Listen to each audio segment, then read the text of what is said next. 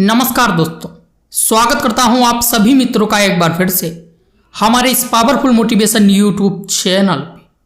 दोस्तों, औरत की इन दो गलतियों के कारण पति की मृत्यु जल्द ही हो जाती है।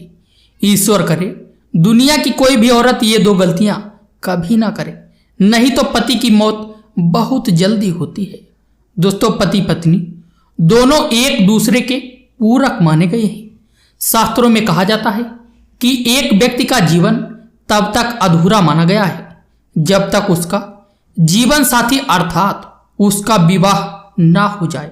आपको बता दें, अर्धांगिनी कही जाने वाली पत्नी अपने पति को मृत्यु से बचाने के लिए कई ऐसे प्रयास करती है ताकि उसका पति मृत्यु से बचा रहे। दोस्तों, जैसे करवा चौथ का व्रत रखना, कई पूजा पाठ करना, धार्मिक यात्रा करना, वट सावित्री का व्रत रखना आदि शामिल है। लेकिन फिर भी वृद्ध होने से पहले पति की मृत्यु हो जाती है।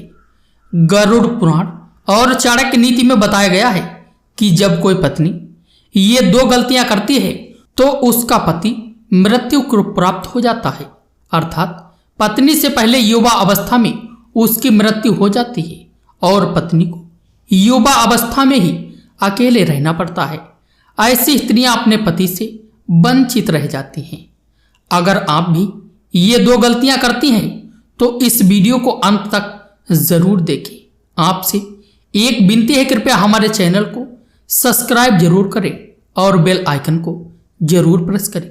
तो आइए शुरू करते हैं। दोस्तों, चाणक्य नीति और गरुड़ पुराण में पत्नी से पहले पति की मृत्यु के दो रहस्य बताए गए हैं।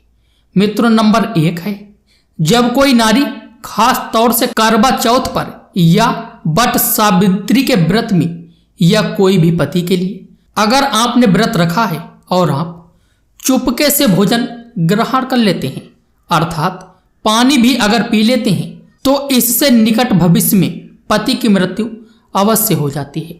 मन में भोजन के लिए लालसा भी व्रत के दौरान नहीं रखना चाहिए।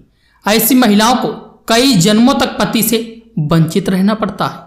शास्त्रों में कहा जाता है कि व्रत के दौरान जब कोई नारी व्रत को चुपके से तोड़ देती है और किसी को पता तक नहीं लगने देती, तो फिर भी पति की मृत्यु युवा अवस्था में हो जाती है। गरुड़ पुराण में बताया गया है कि जब कोई नारी अपने पति की लंबी उम्र के लिए व्रत रखती है तब उसको भोजन ग्रहण नहीं करना चाहिए, अर्थात व्रत को श्रद्धा पूर्वक करने के बाद ही व्रत को तोड़ना चाहिए। तभी पति की आयु लंबी होती है और निकट भविष्य में पति पत्नी दोनों में दरार नहीं पड़ती, बल्कि प्यार और बढ़ जाता है।